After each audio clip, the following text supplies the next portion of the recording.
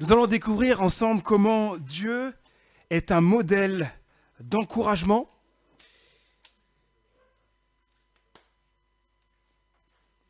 Et ensuite, nous découvrirons ensemble les qualités essentielles pour cultiver l'encouragement. Et pour ce faire, forcément, vous allez encore répondre à des questions, n'est-ce pas? Comment Dieu est-il un modèle d'encouragement, à votre avis?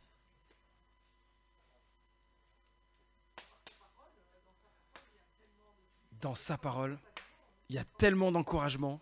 Ouais. Amen. Dieu se tient près de nous. Quel encouragement. Il nous a aimés le premier. Waouh. Tout concourt à notre bien. Waouh. Il nous prend tel que nous sommes. Le pardon de Dieu, qui est un obstacle, qui enlève la culpabilité, qui nous libère de la culpabilité. Comment? Dieu se sert des autres, ouais, pour nous encourager. Waouh.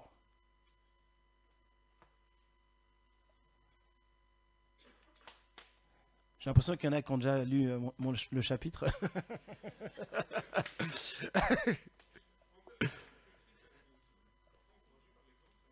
Exactement. Comme on l'a vu tout à l'heure, hein, avec le fait d'encourager par l'attitude. Ouais. Waouh. Et deuxième question. Quelles sont les qualités essentielles à cultiver pour encourager les autres? L'écoute. Alors là, si on le mentionne pas celui-là, l'écoute, très important. Comment? L'empathie. Ah oui. Comment? L'humilité. La disponibilité. Ouais. La sincérité. La compassion. Le respect de l'autre. C'est ça? Oui. La sagesse. On l'a mentionné plusieurs fois tout à l'heure. Il faut être sage, hein, dans l'encouragement. La patience. L'accueil. L'humilité. Ouais.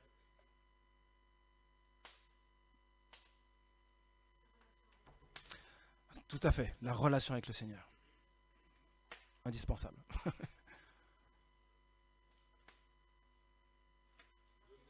La persévérance. Donner le droit à l'autre.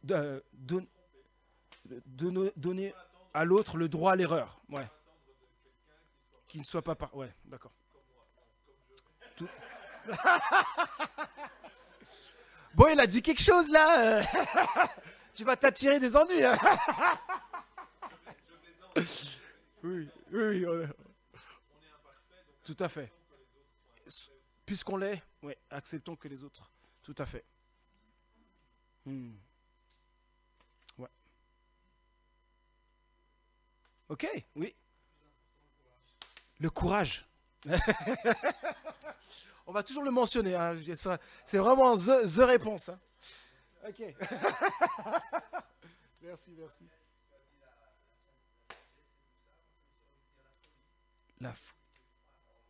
La folie de croire en l'autre. Waouh.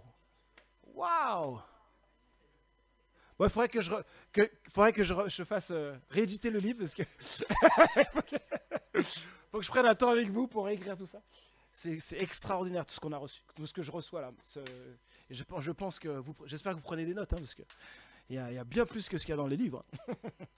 Mais super. Je vous invite à voir ensemble les encouragements de Dieu. Saviez-vous que Dieu encourage tout le temps?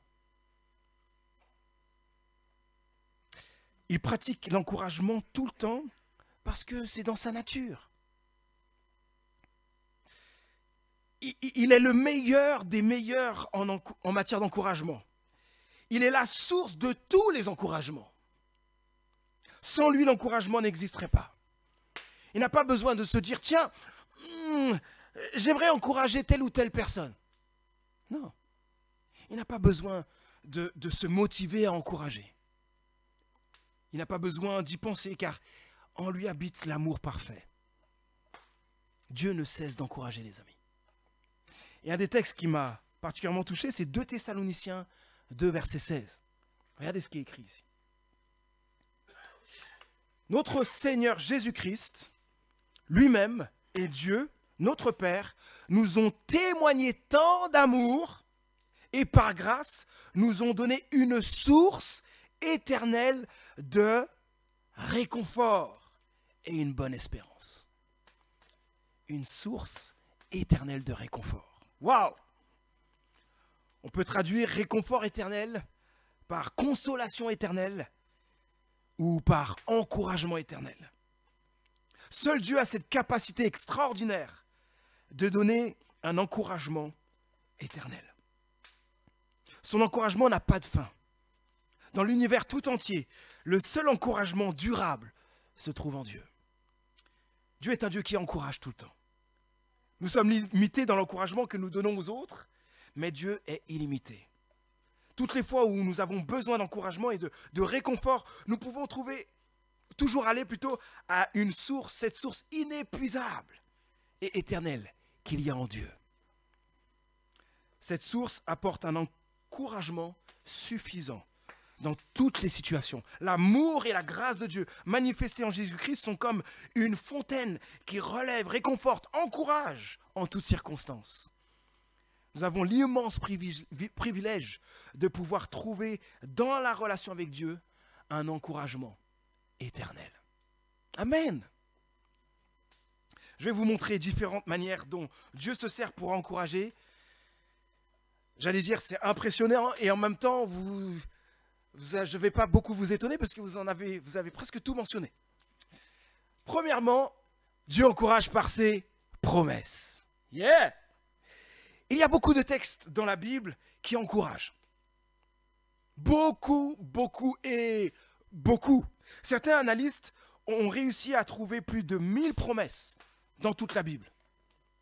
Et j'ai même lu des livres où c'est écrit qu'il y a des promesses et je tombe sur des commandements. Je fais, mais comment il a fait pour trouver que ce commandement est une promesse? Ah, si Dieu nous donne un commandement, c'est qu'il nous donne la force, les capacités pour les mettre en pratique. Donc on pourrait même oser dire que des commandements pourraient être presque comme entre guillemets, des promesses, dans le sens que si Dieu me demande de vivre cela ou de faire ceci ou cela, il m'a donné aussi tout ce qu'il faut pour le vivre. Intéressant. Les promesses, il y en a tellement.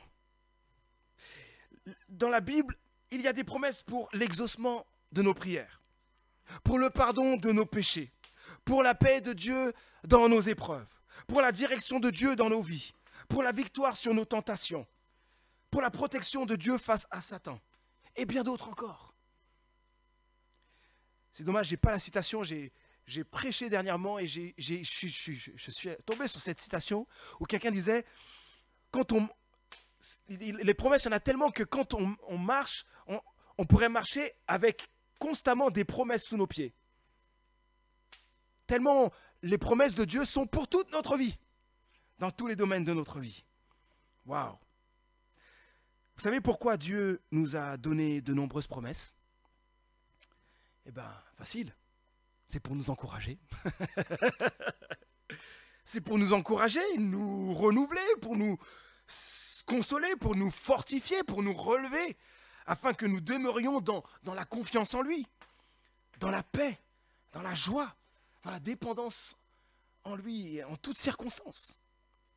Mais je constate souvent cette triste réalité. Les croyants que nous sommes, nous avons tendance à passer à côté des promesses de Dieu. L'un de mes frères, mon grand frère, m'a sérieusement repris un jour. Il me dit, Manu, quelle est la promesse que, entre guillemets, tu chéris en ce moment?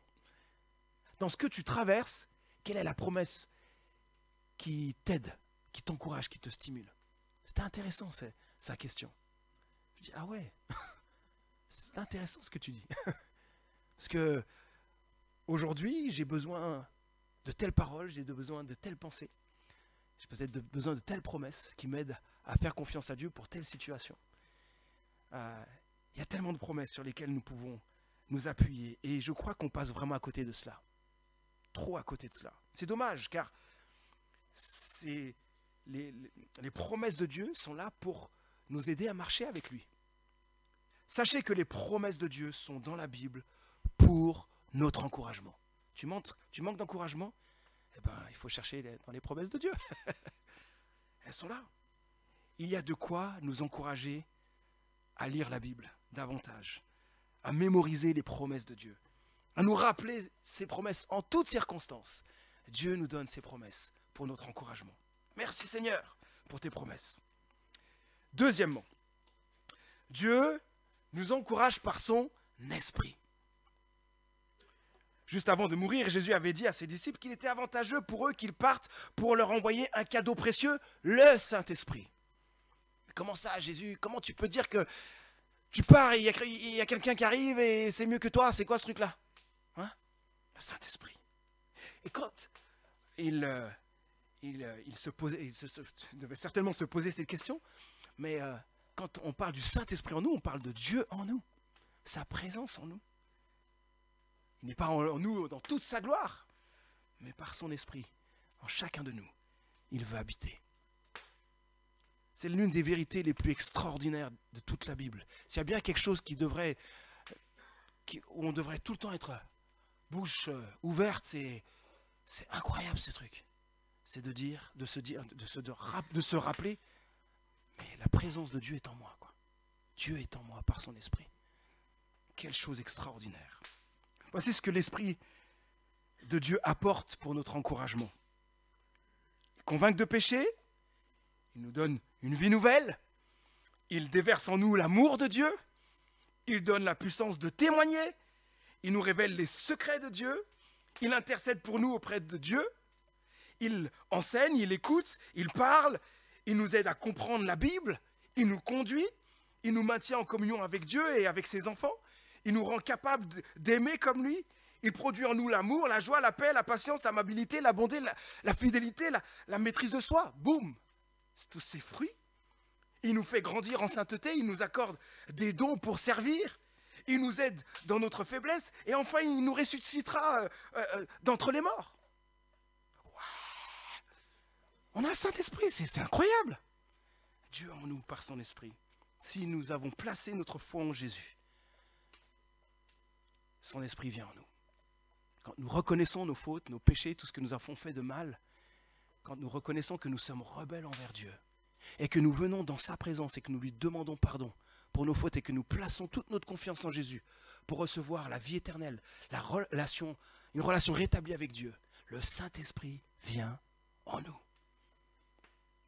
Et si vous n'avez pas le Saint-Esprit, venez à Dieu. Placez votre foi en Jésus, qui vous aime tant. Un jour, le Saint-Esprit m'avait poussé à chanter alors que j'étais découragé, pour me redonner du courage. Il est important d'apprendre à être sensible au Saint-Esprit en nous, pour pouvoir profiter pleinement de son encouragement éternel. 3. Dieu encourage par ses enfants, on l'a dit tout à l'heure. Et pas besoin de trop le rappeler, hein. La Bible dit, encouragez-vous les uns les autres. Donc, normalement, on est censé profiter jour après jour, semaine après semaine, d'encouragement les uns les autres et nous-mêmes encourager les autres. C'est un impératif, ce n'est pas une option. Nous sommes appelés à nous encourager les uns les autres. Dieu veut nous utiliser et agir au travers de nous pour encourager les autres. J'ose dire, Dieu est comme un chef d'orchestre qui utilise toutes sortes d'instruments pour encourager ses enfants. Et je parle ici j'ai mis ses enfants, mais ce n'est pas que ses enfants.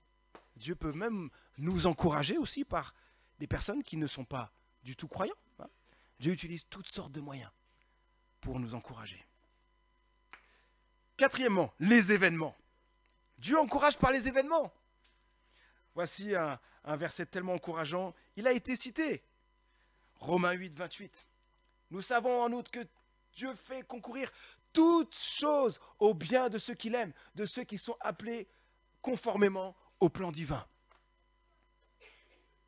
Et le verset 9, le 29, le suivant, nous montre que le pourquoi Dieu se sert des circonstances, enfin le bien plutôt, qui est dans le texte, c'est que nous soyons semblables à Christ.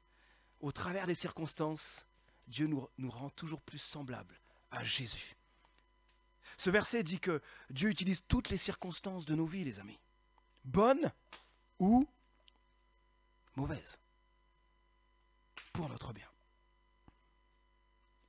Alors quand je le dis, on ne peut pas le dire comme ça à quelqu'un qui passe par une épreuve, n'est-ce pas? J'ai une chose qui me vient en tête, on était dans le culte et je demandais à quelqu'un de prier pour une personne qui vient de perdre un être cher. Et la personne qui s'est mise à prier a pris ce texte. Et c'est une vérité, mais il y a des vérités qu'on ne peut pas donner tout de suite. En tout cas, quand quelqu'un vient de vivre une chose pareille. Et donc la personne était en louange, Seigneur, merci parce que toute chose concourt au bien de ceux qui t'aiment. Cette personne est partie et toi tu fais ça pour le bien d'eux. Oh, donc vous comprenez que là il faut éviter. Hein.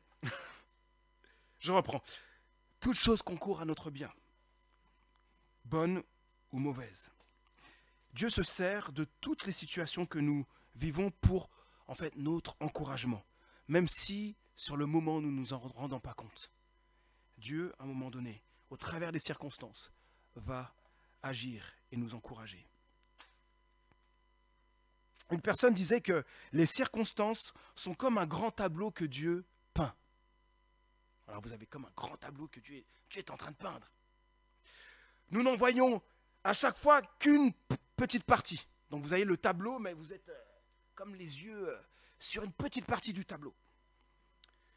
Nous allons parfois nous plaindre pensant que le tableau est vraiment moche. Seigneur, tu as mis du rouge, mais pourquoi tu as mis du rouge là? À d'autres moments de notre vie, nous voyons la beauté de certaines parties du tableau. Ah, ça c'est pas mal, Seigneur. Mais à la fin de notre vie, nous serons dans l'admiration du peintre, car nous verrons enfin l'entier du tableau qui sera pour nous d'une beauté sans égale. Waouh!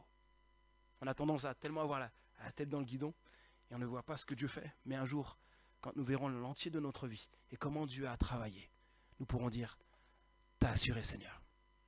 Mais dans les circonstances difficiles, ce n'est pas tout le temps le cas. On ne s'en rend pas compte. Il n'y a rien de plus encourageant que de savoir que Dieu veille sur toi, sur moi, sur ce que nous vivons, qu'il agit sans cesse, en fait, pour notre bien, pour notre encouragement, pour nous faire grandir à la ressemblance de Christ. Retenons sans cesse que Dieu agit en toutes circonstances pour notre bien. Autre chose qui peut surprendre, Dieu encourage par les fruits de la souffrance. Bien sûr, vivre des moments difficiles n'est jamais une partie de plaisir. Personne ne veut passer par là. Je vois bien dans ma vie certaines faiblesses ou fragilités avec lesquelles je me suis battu depuis de nombreuses années. Dans ces moments-là, je me disais, Seigneur, secours-moi, réponds à mes prières, délivre-moi, donne-moi la victoire dans ces péchés dans lesquels je tombe si facilement. Mais aujourd'hui, en regardant ma vie passée et les réponses que j'attendais où Dieu n'a pas tout de suite répondu, je vois que mes tentations, mes épreuves et mes faiblesses m'ont poussé à dépendre toujours plus de Dieu. Malheureusement, quand tout va trop bien, on a tendance à oublier Dieu, n'est-ce pas? Ces moments-là d'épreuves, de tentations, de difficultés, enfin toutes les choses où en tout cas j'ai eu qui étaient dures pour moi et où je priais, où j'attendais le secours du Seigneur, m'ont poussé à passer beaucoup de temps dans la prière, m'ont poussé à lire beaucoup la Bible, m'ont poussé à lire beaucoup de livres chrétiens qui m'ont aidé à connaître toujours plus Dieu. Je ne m'attendais pas à ce que Dieu, en fait, se serve de mes faiblesses, de ce passé, pour me former pour le ministère pastoral. En étant dedans, Seigneur, tu fais quoi? Des années après, tu as bien fait. Parce que les fruits aujourd'hui, c'est un encouragement. Dieu s'est servi de mes combats pour me former, pour me forger, pour briser mon orgueil, pour que je le connaisse de mieux en mieux, pour que je comprenne les autres qui se battent avec un péché ou une épreuve, ou que je sois, et aussi pour que je sois davantage une bénédiction pour les autres. Quand quelqu'un vient et me dit, Manu, je lutte avec ça, je ne peux que le comprendre. Parce que j'ai lutté des années avec des péchés, tout en étant chrétien. Donc, Dieu, vraiment, peut nous encourager par les fruits de la souffrance. Pas dans la souffrance, mais après. Quand nous voyons comment Dieu s'en sert pour bénir, pour faire de nous des bénédictions pour les autres. Encore une chose, Dieu encourage par les réponses aux prières. N'est-ce pas? C'est un encouragement. Quand on prie, que Dieu répond, waouh, merci Seigneur, tu es à l'œuvre. Je vais vous donner un exemple de prière qui a été un encouragement pour nous, dans ma famille, et qui était aussi un encouragement pour que mes frères et moi, nous puissions constater que Dieu est vraiment vivant, et il est bon. Et on veut vraiment nous approcher de lui. Ma mère souffrait terriblement après le départ de mon père, qui est parti de chez nous, et qui continuait à la harceler. Ma mère ressentait le besoin de retourner quelque temps en Martinique, dont elle est originaire, nous sommes originaires, pour se ressourcer et passer du temps en famille. Malheureusement, elle n'avait aucune ressource pour financer ce voyage pour elle et ses 4 garçons. Parce que nous sommes 4 frangins.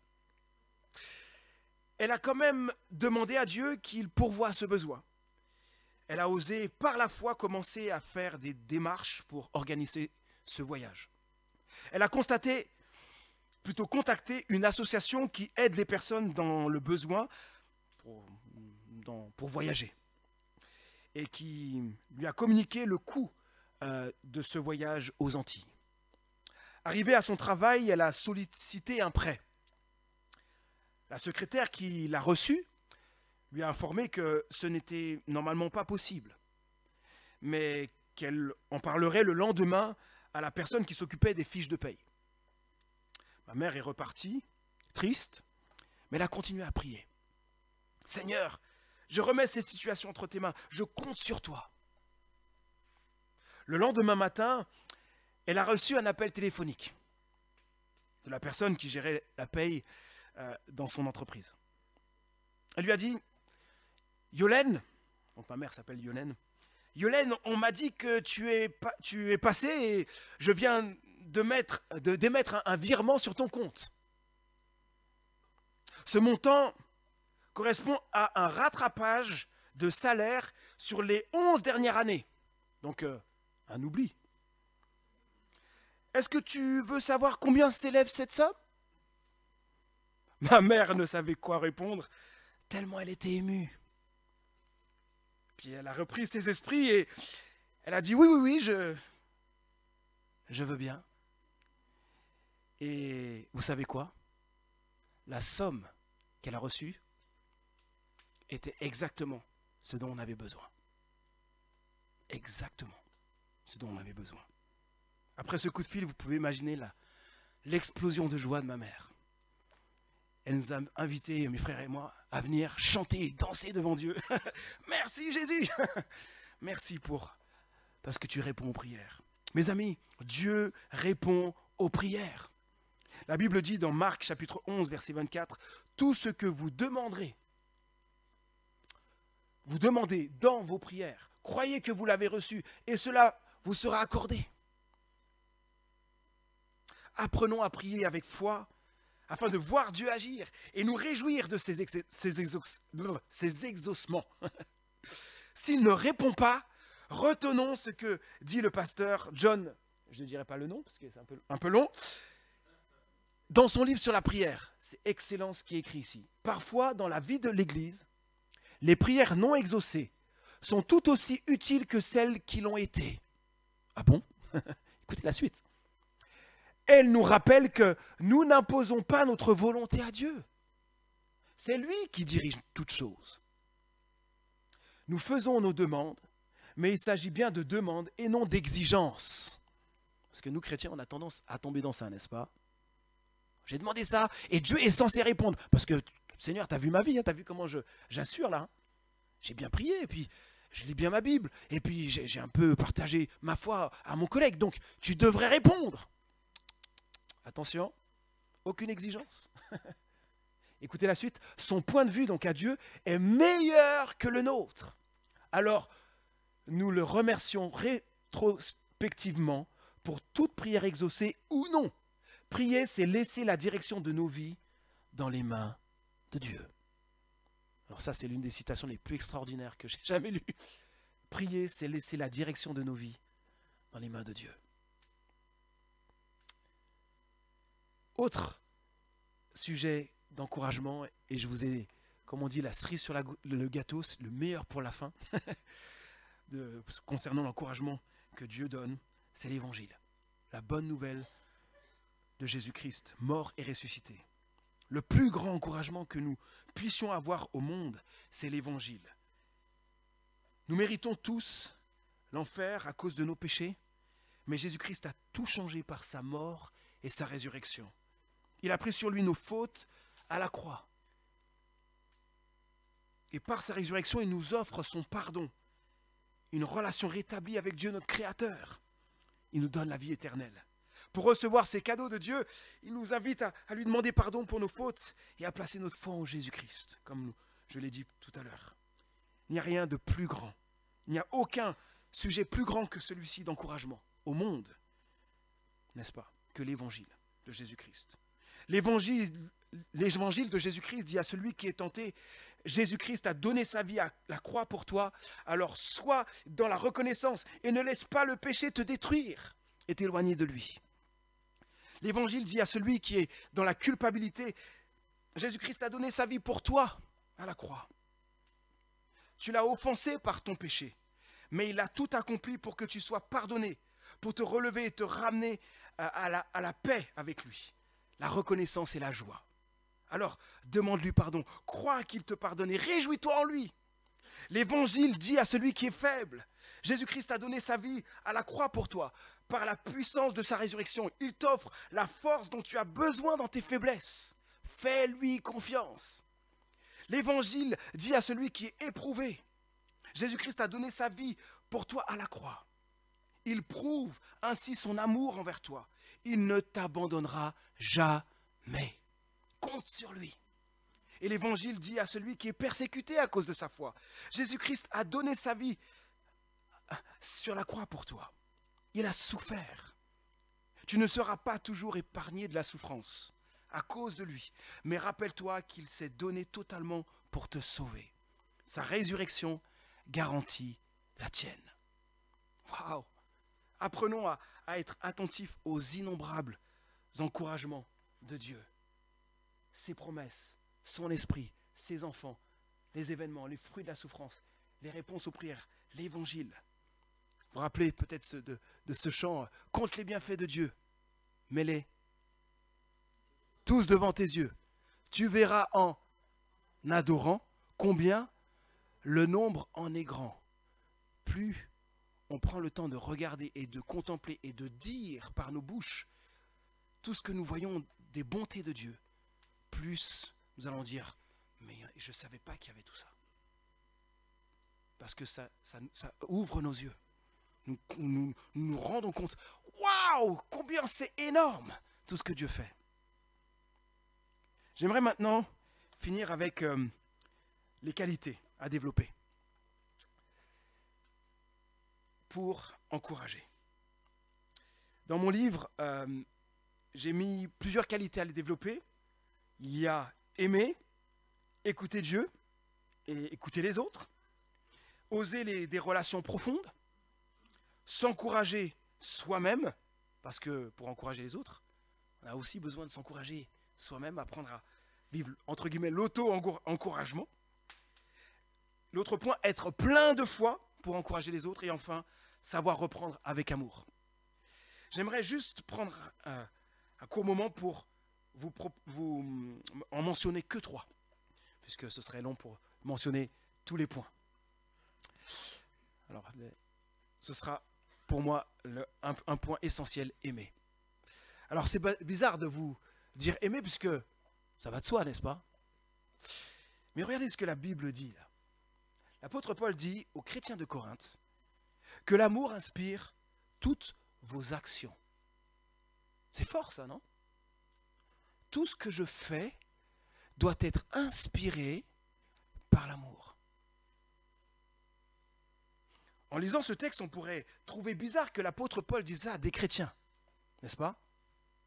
C'est comme si je suis venu à ce week-end, vous m'avez invité, puis je vous dis, je suis venu juste pour vous rappeler une chose, aimez-vous les uns les autres. C'est bon Manu, tu nous dis un truc tellement basique là, et élémentaire, je ne vois pas trop à quoi tu sers d'être venu. Et pourtant, on a besoin sans cesse de ce rappel. Sans cesse. Normalement, tous les chrétiens savent que l'amour doit inspirer nos actions, mais nous avons besoin de ce rappel basique. Les chrétiens de Corinthe n'étaient pas des exemples dans leur marche avec Dieu. J'ai l'impression que l'un des mots qui décrit le mieux l'église de Corinthe, c'est le mot désordre. Tout en vivant des choses fortes dans leur relation avec Dieu, peut-être, entre guillemets, qui semblait être belle, en tout cas une vie forte d'église, ils acceptaient ouvertement toutes sortes de péchés, comme l'immoralité, l'idolâtrie. De plus, leur relation fraternelle était dégradée. Procès entre frères, division, manque de respect des autres lors de la Sainte Seine, esprit sectaire, etc. De quoi déplaire à Dieu, n'est-ce pas? Ils avaient donc bien besoin de ce rappel basique que l'amour inspire toutes vos actions. Mais ce rappel est aussi pour nous. Nous avons tant besoin. Dans le tourbillon de la vie moderne, il est très facile de fonctionner en pilote automatique, oubliant d'apprécier les moments ou les rencontres avec les autres. Moi qui suis pasteur, j'ai vécu des phases où d'un coup je me rendais compte que je vivais en pilote automatique. Donc j'accueille, je prends du temps avec les gens, mais est-ce que j'aime vraiment les gens? Et Dieu a mis son doigt sur mon cœur pour dire, Manu, attention à ton cœur. Les péchés de l'orgueil, de l'égoïsme, nous guettent tous, et nous éloignent de l'amour désintéressé que Jésus-Christ a démontré et nous a enseigné. C'est pourquoi j'ai placé ce verset en évidence dans mon bureau, dans mon ancien bureau, parce que j'en ai un nouveau, il faut que maintenant je replace cela en évidence, parce que j'ai besoin de ce rappel. Manu, dans tout ce que tu fais, que l'amour inspire toutes tes actions. Donc rappelons-nous ceci. Et l'amour n'est pas qu'un sentiment, les amis. C'est un mélange, quelqu'un disait, c'est un mélange de sentiments et de volonté. Mais l'amour, j'ose le dire, l'amour c'est quelque chose à pratiquer. Et pour le dire plus clairement, c'est faire le bien envers les autres. Si on attend d'avoir des émotions, tiens, j'aime cette personne parce que les émotions sont là, on va attendre longtemps. Dieu ne nous appelle pas à attendre des émotions. C'est bon, maintenant j'aime, c'est bon, je peux le faire. Non. Demandons à Dieu son secours pour nous aider à aimer. Et pratiquons l'amour. Et donc faisons le bien aux autres. Alors, je vous pose cette question. Votre amour pour les autres est-il visible dans vos actions? Cherchez-vous sincèrement le bonheur des autres? Les personnes qui vous côtoient peuvent-elles témoigner de cet amour en vous? Laissons l'amour de Dieu remplir toujours plus nos cœurs pour aimer davantage les autres. Autre point, vous l'avez dit, écoutez. L'écoute est très très très importante. Le but de l'écoute est de comprendre l'autre pour qu'il se sente compris, respecté, aimé, accepté, encouragé. Et pour pouvoir l'encourager de la meilleure manière qui répond à son besoin, j'ai besoin de comprendre son besoin. Le but peut paraître bête d'écouter, mais j'ai souvent entendu des personnes encourager d'autres à la va-vite, sans vraiment connaître les personnes, sans comprendre là où elles en sont, et sans avoir pris le temps de se mettre à la place de l'autre. C'est bien ça, d'oser se mettre à la place de l'autre. Il est bon de rappeler ici que l'encouragement passe bien plus par notre attention, qui montre notre respect, notre amour, notre compassion, que par des mots.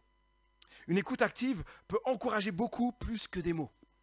Voici quelques points pour aider à bien comprendre l'autre. Écouter sans préparer mentalement une réponse pendant que l'autre parle. Ce que je viens de dire, c'est trop dur. Parce qu'on fait tout ça, en fait. On fait tout ça. Quelqu'un parle, et pendant qu'il parle, je suis en train de réfléchir à qu'est-ce que je vais dire. On est tous coupables de ça, hein, n'est-ce pas? Ne pas se sentir obligé de répondre. On a tendance à vouloir tout de suite répondre. Et c'est bien parfois d'être en silence, de prendre le temps de réfléchir avant de répondre trop hâtivement. Parler pour reformuler les phrases importantes, afin d'être sûr d'avoir bien compris les sentiments, la souffrance ou les besoins de l'autre. Ça, c'est quelque chose qu'on a besoin d'apprendre aussi. Reformuler. Est-ce que tu as dit ça, mais est-ce que j'ai bien compris?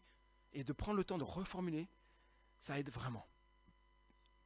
J'ai déjà mis souvent le pied dans le plat en disant, en répondant trop vite. Et en fait, la personne me redit la chose. Et je dis, c'était pas du tout ça. Et donc, j'étais obligé de reprendre après. Et donc, on a besoin d'apprendre à reformuler les phrases pour être sûr d'avoir compris ce que l'autre dit.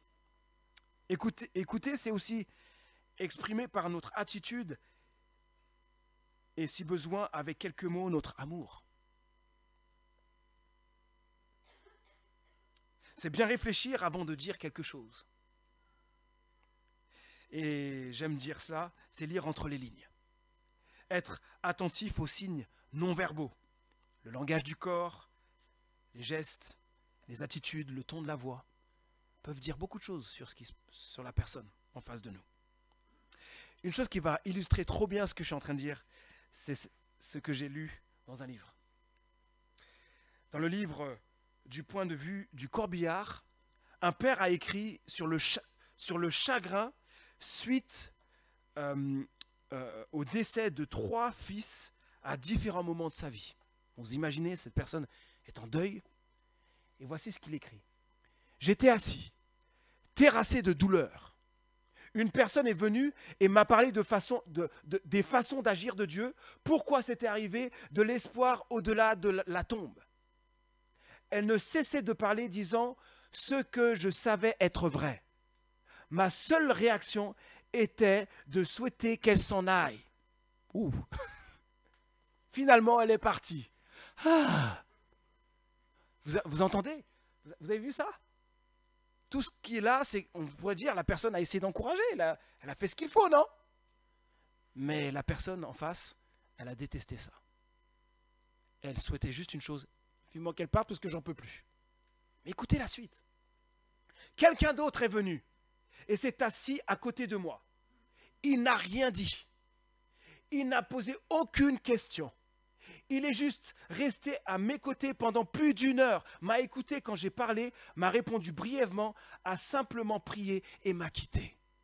J'étais touché, j'étais réconforté. J'ai détesté le voir partir. Ça dit tout, hein? Ça dit tout. Soyons à l'écoute de l'autre, les amis. 3e et dernier point, être plein de foi pour encourager. Est-ce que vous êtes prêts à encourager toutes sortes de personnes avec la pleine confiance et assurance que Dieu agira? Pas sûr. Cette question peut paraître bête, mais elle est très importante.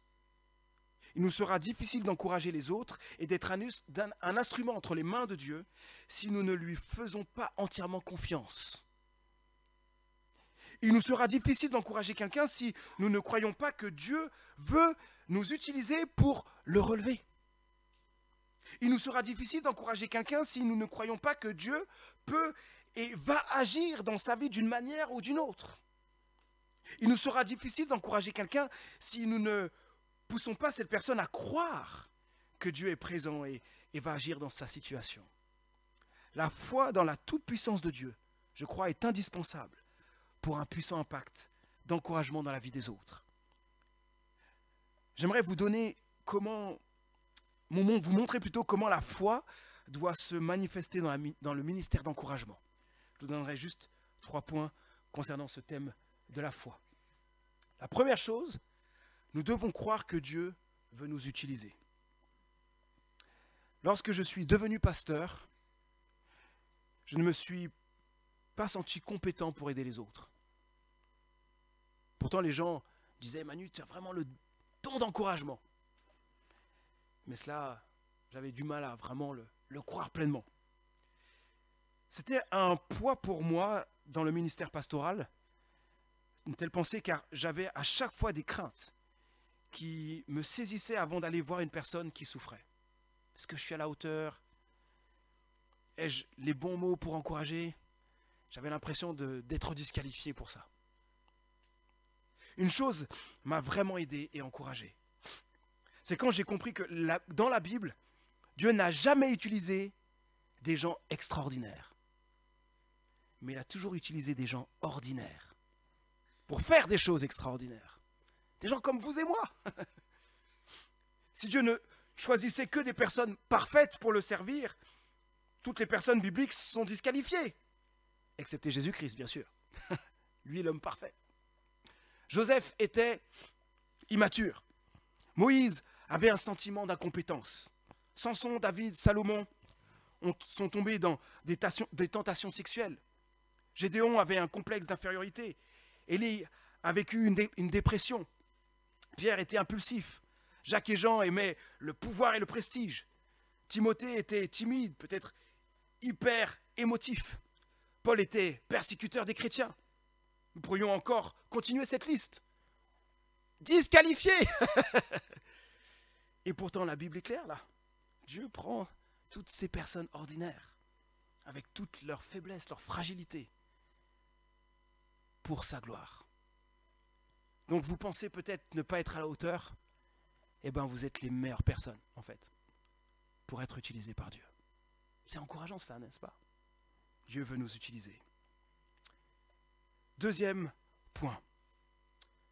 Nous devons croire que Dieu peut agir dans la personne que nous encourageons. Je crois que quelqu'un l'avait mentionné tout à l'heure. Nous devons toujours croire que Dieu peut agir dans une personne. Dans une personne désespérée qui vit un fardeau, quelque chose de lourd. Notre rôle sera toujours de croire que Dieu peut faire quelque chose pour l'autre.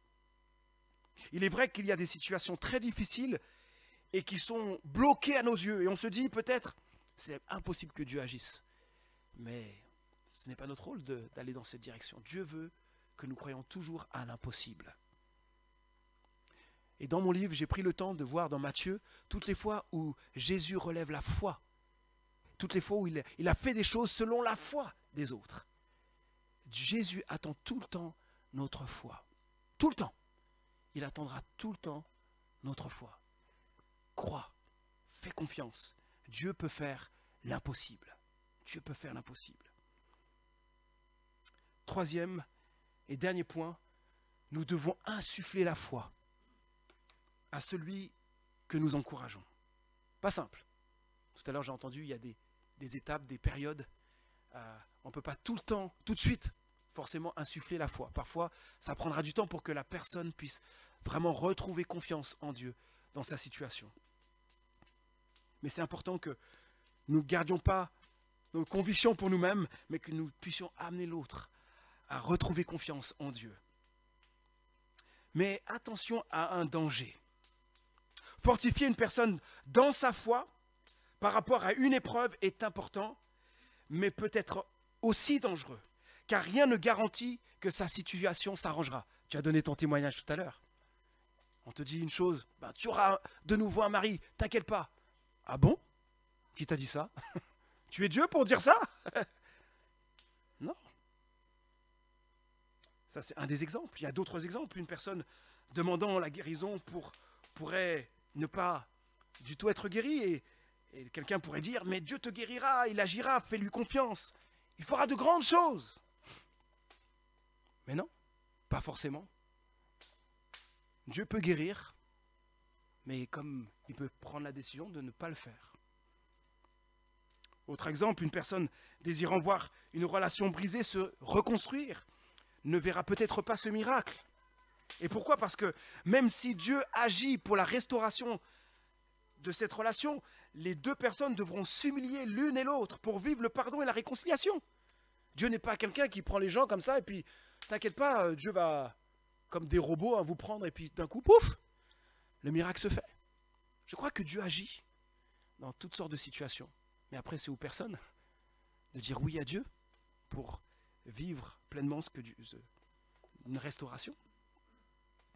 Nous devons comprendre ceci, que Dieu veut toujours répondre à nos prières pour les problèmes intérieurs du cœur. Il veut donner sa paix dans la souffrance, sa force pour ne pas tomber dans un péché, du courage pour surmonter nos épreuves. Mais il ne répondra pas forcément de manière instantanée pour les problèmes du cœur. Il attendra peut-être de nous que nous recherchions activement son secours en continuant à prier avec supplication, en lui demandant pardon si nous avons péché, en nous rappelant ses promesses, en recevant l'encouragement des autres et bien d'autres choses encore. Mais Dieu veut toujours répondre aux besoins du cœur. Et donc nous devons garder confiance que Dieu répondra aux besoins du cœur. Nous devons être convaincus de ceci. Dieu, dans sa sagesse infinie, nous accorde toujours ce dont nous avons le plus besoin au moment opportun.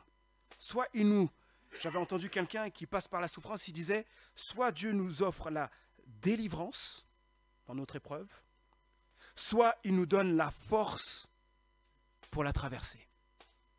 Ayons cette conviction. Dieu donnera toujours ou la délivrance dans une épreuve, ou l'endurance dans l'épreuve. Et la plus grande bénédiction que Dieu donne, c'est sa présence. Il n'y a pas plus grande bénédiction dans les épreuves que la présence de Dieu. Donc l'important pour nous, ici, c'est d'insuffler la foi aux autres, qu'ils soient convaincus que Dieu les aime, qu'il est là, qu'il est maître de la situation, qu'il agira d'une manière ou d'une autre. Et ce qui est sûr, c'est que Dieu donnera ce dont la personne a le plus besoin, sa présence, sa paix. Oh, combien l'Église a besoin de personnes pleines de foi qui rallument, qui raniment la foi des autres. Soyons ces personnes-là, les amis. Faisons tout notre possible pour être ces personnes qui insufflent la foi dans la vie des autres, pour la gloire de Dieu. Je conclus en rappelant ce qu'on a vu. Dieu encourage. Nous l'avons vu par ses promesses, son esprit, ses enfants, les événements, les fruits de la souffrance, les épreuves, plutôt les réponses aux prières et l'évangile. Et donc, apprenons à compter les bienfaits de Dieu, à être constamment louange, à être comme des chercheurs d'or. Où est-ce que Dieu est en train d'œuvrer ici? Ah, Dieu est à l'œuvre. Là, là, là. Merci Seigneur pour ce que tu fais. Et enfin, développons les qualités qui nous permettront d'être des encouragements pour les autres. Nous avons vu l'amour, l'écoute, la foi. Que Dieu nous aide à grandir afin que nous puissions être des encouragements, des personnes qui encouragent toujours plus les autres, relèvent les autres pour sa gloire. Amen. Amen.